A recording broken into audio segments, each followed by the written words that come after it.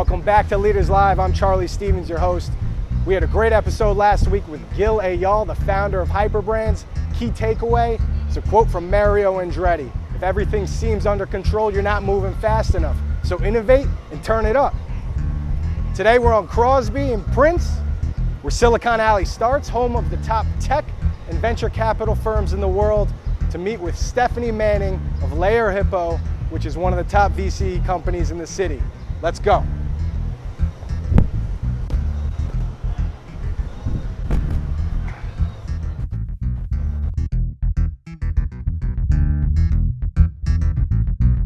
Welcome back to Leaders Live. Charlie Stevens, your host. Stephanie Manning, Director of Platform, Lerer Hippeau. Hey everyone. Before we get started, we have a lot of great stuff to talk about. People are asking, why do you do this? You're a real estate guy. You know so much about real estate. You're so good at it. No, I'm just kidding. But like, you know, fourth floor, sure, it's like there's some space available at 75, but that's boring stuff. That's boring stuff. We're here to talk with industry leaders because relationships matter. That's a quote I'm taking from LinkedIn. That's one of their mantras, relationships matter. They do. Yes, and we want to talk with these industry leaders because we want to understand how they operate. And once we understand how they operate, we can connect them with like-minded business leaders.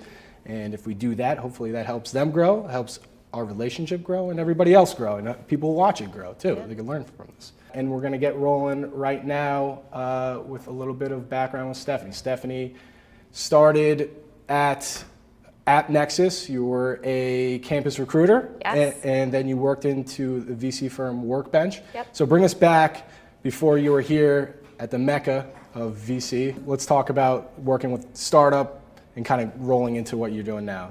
Yeah, so I joined AppNexus right after graduating from college and was on the campus recruiting team. Right. Was there for 2.5 years when the company went through hypergrowth. So we grew from 300 to 1,100 in yes. 2.5 years, and went from a startup to really a mid-sized business. And being on the people team gave me a front seat to see all of the people challenges that can happen at a startup and how companies that really think people first will excel, which AppNexus, given the acquisition, clearly did. They're an incredible company, and we're always very people first through everything that they did. So towards the end of my time there, I knew I wanted to take that lesson with me and find a role where I would continue to work with people, develop my network, and really spend time at people first organizations. So came across Workbench, which is an enterprise VC fund here in New York, but they also ran a co-working space on 5th Avenue and 16th Street. Right, great location. Amazing location. It was actually, I used to live on 16th and 6th, so the best commute I ever had. Yeah.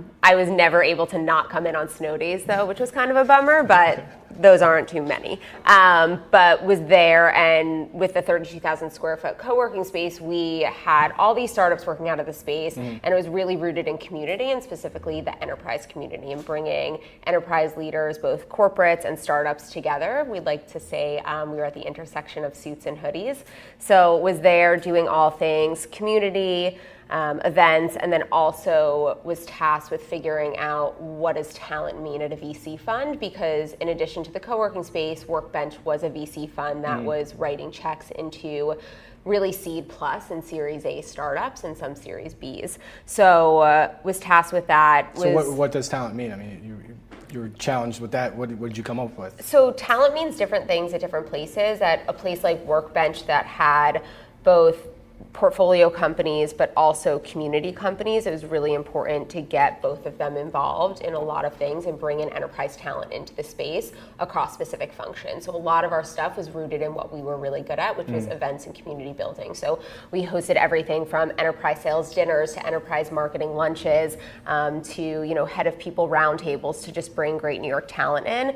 There's a big difference between a marketer and an enterprise marketer. Even there's a difference between a SaaS marketer and an enterprise marketer. There's just that skill set that not a lot of people have. So we thought about it a lot from an event strategy, and then also thought about then how do we filter candidates and people that we're meeting to our companies. So built some systems, built some tools to help do that.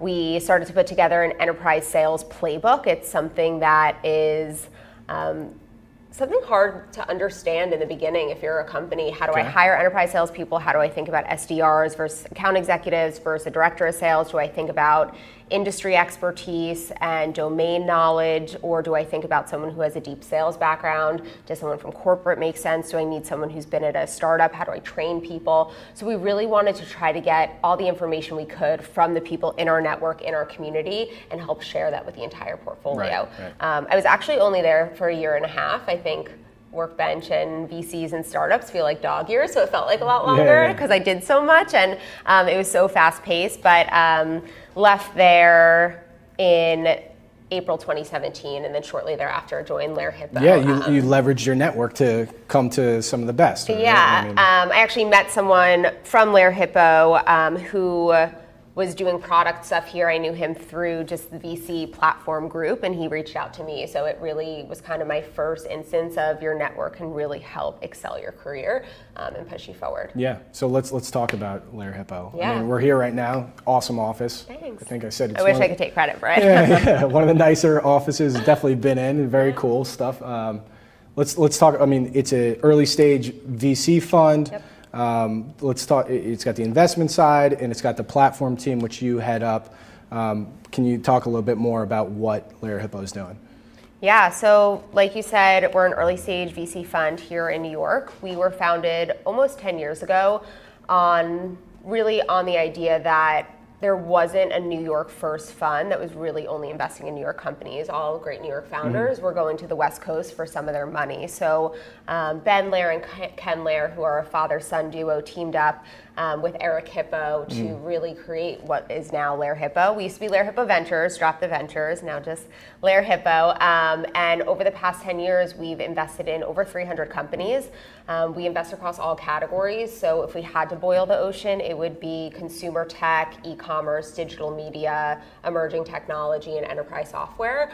But nothing all the really, fun stuff. All the fun stuff. Healthcare's in there too. There's so many categories, but we really are generalists. Yeah. And when we say early stage, we're really one of the first institutional checks to come in. Okay. Seed investing has really shifted over the past few years. Check sizes has changed. Where the company needs to be has changed. But we really want to be one of those first institutional checks and partners to a company. So now we invest in, we continue to invest in all categories. We continue to be New York first. About 60% of the portfolio is here in New York. Yeah. And the remaining 30 to 40% is mostly Bay Area and LA, with a few sprinkled throughout the country. And actually Canada's becoming a fourth market for us. Yeah. Look at Canada, first winning a championship and now being a part of this team. I know. I felt like the Bay Area versus Toronto was just like very symbolic in terms of what's happening in tech too. So I liked it. I'm not a big sports person, but it's all right. I'll pretend I am. Yeah. So also, you're investing in some of the biggest companies, BuzzFeed, Warby Parker, SeatGeek, Plated. Venmo. Yep. Big shout out to Ikram, who was hey Ikram, what's up? But how do you? Let's talk. How about this? You invest in these firms, but your side is the platform team. Let's talk about what you do on that platform side of it, which is unique to a lot of the VC firms, but which is not becoming as unique as before. You're growing this out. I think you're a leader in this, but what are you doing on the platform side? Yeah, like you said, platform has, I think, become really popular in the last 5 years. I think it used to be a nice to have and is shifting to a must have for funds. There are definitely the stories of how way back when the Bay Area funds, the big ones, Greylock, Andreessen, all had, services teams. But I think platform as we know it today has really become new in the last 5 years. And we define it at Lerer Hippeau as all the ways that we support our companies after we invest in them, in addition to how we talk about Lerer Hippeau and how we brand ourselves. So I like to break down our team's roles and responsibilities into about 5 buckets. So we have talent, which Amanda on my team oversees. That's how we help our companies think about finding, hiring, and retaining top talent. Very important, especially growing. Yeah, and something that I, from my time at AppNexus, feel really passionate about, and Amanda is a phenomenal leader in that space. So that's everything from helping our companies find top talent to helping them understand best practices when it comes to people.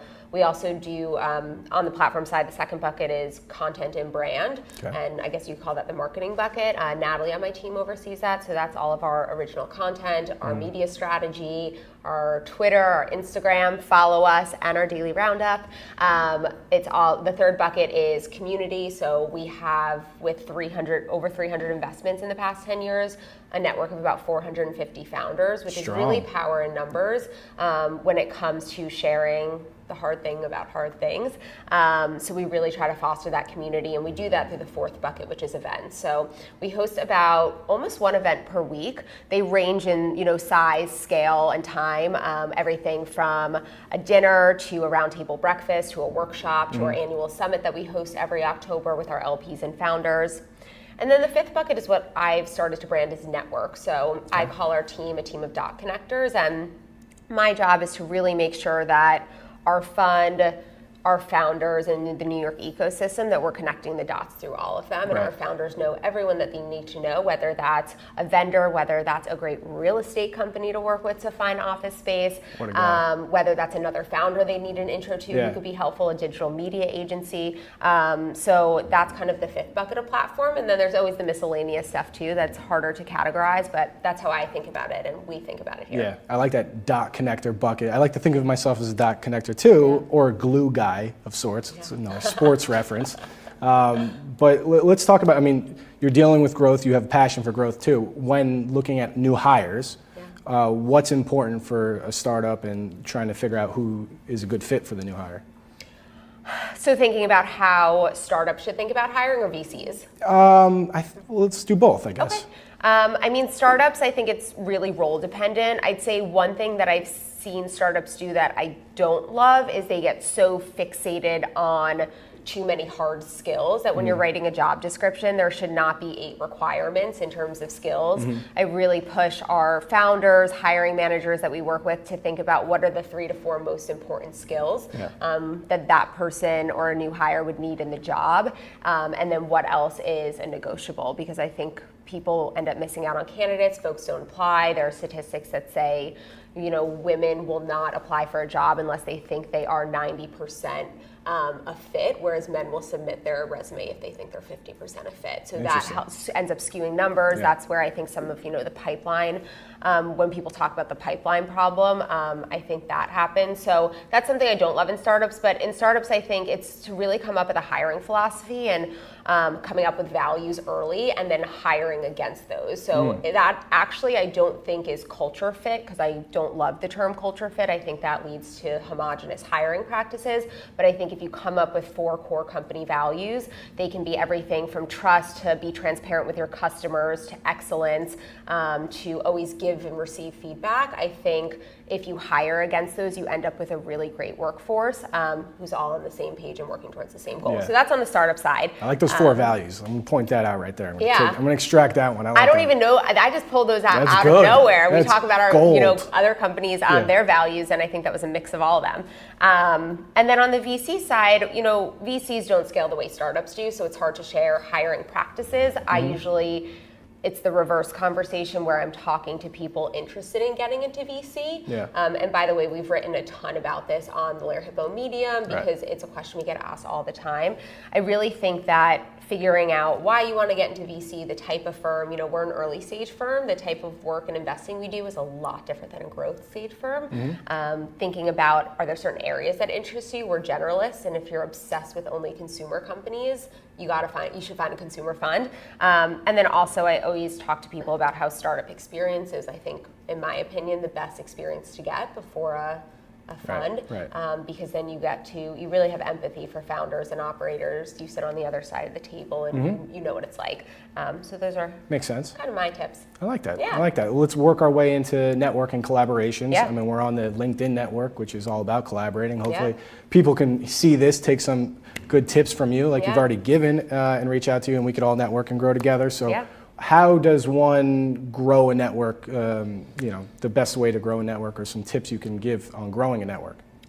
I think the best way to grow a network is to make sure that you're thinking about your kind of current relationships and then also future relationships and relationships you want. So I think on the current relationships, really making sure you're fostering relationships and remembering that relationships are two-sided, but they don't always need to be in a single instance. I think we always talk about, oh, in order to get, you need to give, and that's true, but sometimes it's okay to ask, and there will be a time when you need to give. So I always try to think about, the folks in my network, existing network, how can I help them now so they can also help me later? I believe in good karma with stuff like that. So whether that's, someone's looking for a new job and you really do everything you can to connect them to the people you know, whether they're starting a company and they're looking for new customers and you can introduce them to startups in your portfolio. And then you think about your future network, and I think you want to see, how can I tap into the existing folks I know? How can I ask for intros? How can I go to events to meet new people? And how can I slowly start to foster those? And I think the important part there is relationships take time and they don't always happen overnight, but I really am a believer that if you nurture those relationships, they will become strong people in your network. That's great. That's great. And then how about collaborations? Are you working on any collaborations? Are you looking for any collaborations? Hint, hint. People could, try to connect with you, but or collaborations that have worked. Yeah. So we love collaborating. Venture is more collaborative than I think people think it is, especially on the investing side. It's very rare for one VC to invest an entire round. Usually you'll have what people call a syndicate of multiple investors investing in a seed round or a Series A round. So you have to have a good pulse on what people are looking at. You share deals with them, they share deals with you. On the platform side, I think we've been a little slow to collaborate because I think every fund wants to have their value add services be very unique and be attributed only to them. But we've actually found in the past year or so that the more VCs you work with, the more founders you get access to, and founders really want to get together with other founders. So if you can continue open your network even more, I think it's really valuable. So we've partnered with other funds. Last week we actually hosted a big summer party with Silicon Valley Bank and NEA, which is another venture fund. We've hosted roundtables and stuff. We're hosting an event with Red Sea Ventures next week. So I think just the smart people that you get in the room, the better for everyone. So why not be a collaborator? In terms of collaboration that I'm looking for, we're always looking for people to send us great deals. We're always looking for startups in New York. So if you are a founder and you're starting a company, always feel free to send it to me on LinkedIn. I like to think I'm pretty good with my LinkedIn inbox, so sometimes it gets unruly. And then also looking for folks that are helping startups. So whether those are growth marketing agencies, whether those are vendors that are really great working with lean companies, I think that's one of the best things we can do for our companies is find some of the best people that they can work with while they have lean teams. Right. I like that. Yeah. You're saying all good stuff. This is good. It's gold. It's not scripted. We're live. We're live. We're going to start taking questions, Q&A with Mike in just a little bit, but before we get to that, so start submitting your questions. Before we get to that, I mean, you talked about the events that you're hosting and that you're a part of. Is there a tip possibly you could give somebody either finding a good event to be a part of or making the best out of those events? Yeah. So for finding good events, I highly suggest, one, I'm a big fan of Meetup, especially for New York. I think from my time at Workbench, we hosted 200 events throughout the year. Most of them were meetups in our space that we brought in, but so many groups, whether it's an enterprise sales meetup, whether it's a Java meetup, whether it's a women in tech meetup, I think that a lot of folks are on Meetup. So search on there, search keywords that you're interested in. The other thing I always suggest to folks is start following people you're really interested in on Twitter. So if you're interested in VC, start following the funds, start following partners, other team members, because I think a lot of people share cool events on those channels, especially when they're open. Right. For example, we hosted a panel, Eric Hippeau, one of our managing partners, and two of our portfolio companies spoke about the future of cannabis, everything from kind of laws, legalization, where the next few years are going, software in the space, people in the space. We shared that all over Twitter and got a ton of our followers who ended up attending. So I'm a big fan of those two forums, and I think LinkedIn's a good way too. I would be remiss to not mention LinkedIn on LinkedIn Live. Right. But I think if you can follow people that you're interested in, I think people are sharing there as well. Yeah, even Instagram. I mean, DM people. I think I look at where people are most active, try to figure out who I like to follow, and then follow them on there. And then you have a better chance of connecting with them either in the DM on Instagram or on Twitter, private message. But questions from the viewers. Mike has the mic. What do we got?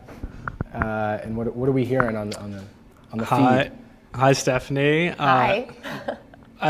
Let's just start by saying there is a lot of great things you're saying, and people are really interested to kind of ask you more. That's good. So I'll go ahead and give you one from Salvatore. Okay. He's from the financial and technology sector, and his question is, what has stood out in a pitch deck as the most innovative and memorable thing you've seen as a VC? So to be completely honest, my side of our fund, the platform side, we don't spend our days looking at pitch decks. We do a lot of the post-investment support. I'm really lucky at Lerer Hippeau that we have a pretty flat team and I get to join pitches that I'm interested in. So while I haven't seen a ton that I can pull from, the few that I have seen, I think my favorite is when you really get into the founder origin story and the founders really share why they're the best person to be building this business. I think you can talk all days about numbers and markets and ideas and product market fit and the addressable, sizable market, all of that. But like at the end of the day, especially with seed investing, we're investing in the people and why they're the best people to be building that business. So I love when we hear really unique founder origin stories and the drive for founders starting these companies. Stories resonate. I mean, I think we all learned that from popular HBO show, but. It's really cool. Yeah. Also, very consistent to hear people first and that philosophy being pulled even in reviewing pitches. Yeah. All right, we've got another one here. What did you learn at Workbench that prepared you for your role at Lerer and Hippeau, and what specific qualities do you look for when trying to identify talent/entrepreneurship? So I think one of my biggest learnings, which I think I somewhat learned the hard way, but adjusted quickly, was I thought I could take everything I knew at Workbench, all the things we did, kind of take our playbooks and just pick that up and plop it into Lerer Hippeau and have it work, and that doesn't work. I learned quickly, that's where I learned where no venture firm is the same. You can define platform differently, you can define your investment strategy differently, you can define your due diligence process differently. So I think that was one of the big things I learned. In addition to that, I would say it's still, even though Workbench did only enterprise, hardcore tech, it still is about people, and you're looking to connect with people and think about, again, why are they the people to be building that businesses? So I think I took that with me, and I've seen it kind of live out at Lerer Hippeau as well. There was a second part of that question. Can you repeat it? Yeah, of course. What specific qualities do you look for when trying to identify talent/entrepreneurship? So I think you could think talent as like candidates and entrepreneurship as founders, and I think it's hard to kind of slap a few descriptors on both buckets. It really depends. And but I would say self-awareness is one of the things I personally look for whenever I'm interviewing someone for my team, or we're sitting in on a pitch deck. I think self-awareness and openness to feedback is just critical, especially if you're working at a startup or building a startup. Not everything's going to go right, and your ability to ask for feedback, be open to feedback, but be self-aware to the things you're good at and the things you need help in, I think is really important. That's a great answer. All right. We've got one more here. This is from Michael Blanchard. And his question is, if a founder has an idea, how do they go about getting in touch with your VC firm? So I could say my DMs on LinkedIn are open. I think that's what the kids are saying these days. But we also have contact@lererhippeau.com, which is a general outreach email. So always feel free to, I always encourage folks to send their decks. That's something that's very helpful to look at to really get a sense of your company. And that should be everything from, definitely include your founder origin story and more about you and your team. I actually like when that slide is first. Talking about the product, the market, launch plans, but also if you're raising money, how much you're raising. That's a question we ask all the time. We are early stage seed investors. If a company is raising $20 million, that's not a fit for us. So I think being really clear in your pitch deck will help your process move really quickly. That's great. Thanks, Mike. Great, thank you. Thank you for all the questions, too. Before we get into the words to live by and your question, I saw you were a part of All Raise and New York City Blend. Yeah. Do you want to give a shout out to them and kind of what you're doing with that whole community and I figured it would be a nice little segue. I mean, I don't know. Yeah, so All Raise was founded, I think about a year to 18 months ago, mostly on the West Coast to create more female founders and funders. They just launched their East Coast cohort about maybe 6 months ago, so have been dabbling in that. I'd say I'm much more involved in NYC Blend, where I sit on the board, so can definitely speak more to that. But shout out to any organization that's looking to shift numbers in tech, whether it's gender diversity, whether it's ethnic diversity, whether it's educational background diversity. I think that like the more of these groups, the better. I think a lot of people think it might be like one group takes all, but I love the collaboration. NYC Blend we started last year. It was basically a bunch of heads of platform who wanted to shift the numbers in tech, and we threw basically a bunch of shit at the wall. Can I curse on LinkedIn? Oh, you just did. Just throw a bunch of stuff at the wall, see what sticks, and we did a bunch of events, and we targeted heads of recruiting to build a more diverse talent pipeline. We targeted VCs to invest in more diverse founders. We targeted founders to hire more diverse folks. We targeted board members to talk about why you need a diverse board. But we're actually shifting our strategy in the coming year, and there's a lot of exciting stuff to come. We've just hired an executive director to do a lot of stuff for us. So really becoming more formal. So excited to share more on that, which I definitely do on LinkedIn. Right, and where can people find that? nycblend.com. Cool, very cool. Let's talk about words to live by. Yeah. Stephanie Manning, words to live by, personal mantra, ethos, or just a tip. Possibly you could flow with it, but for anybody listening to improve themselves, possibly. I feel like I need to come up with my own slogan, which I will next time we do one of these. But one of my favorite just go-to mottos is your network is your net worth. And I truly believe that the relationships you foster is what will propel you forward and make you successful. So, given our conversation today, I encourage everyone to really invest in your network. Even if someone pops up on LinkedIn who you haven't talked to in a while, reach out. I've learned that people are much more willing to give their time than I think others think. So it's always worth sending a note. The worst thing someone can say is no, and that's really not that bad. Do you have a strategy before we get into this, like of staying connected with, you have a large network, but trying to stay connected with everybody? I mean, I've asked this to another VC firm, but it's very tough to stay connected with everybody and try to place everybody, be that dot connector. Is there a way, even Microsoft Outlook reminders or like some sort of strategy how to keep in touch with these people? I wish I had a database of all my contacts. It's something I've been thinking about. I think there's some stat that I think it's up to 150 people that you can keep in your network at any given time, like a true level of network. But I think I actually love boomeranging my inbox and having emails pop back up. And I really think it's small things too. Someone says, oh, my wife is pregnant. I'll write a note in like my email conversation with them that goes to myself that says like, wife's having baby in a couple months, send congratulatory email and baby gift. And like, it will boomerang back to me in a couple months. And I'm such a people are people. And I think like connecting with folks on those things, I think just like gives you a better relationship with them. So I live in my inbox, and because of that, the boomeranging helps so much. And then other than that, I think just like being real with people and trying to connect with them on things that are just work all the time is really good. So if you see something, tweet about something you're passionate about, like tweet back at them and share that too. I've seen Twitter relationships turn into real world friendships. Right. Cool. Question for the viewers or a comment that you could, reach out to you, or just something that you could get a little bit of interaction from the community, the LinkedIn community. Yeah, well, if there are any follow-up questions, post them to this video. I'm happy to chime in via LinkedIn. If there's a common thread, I'm happy to put out a blog post. Natalie, who does all things content and brand, would love that.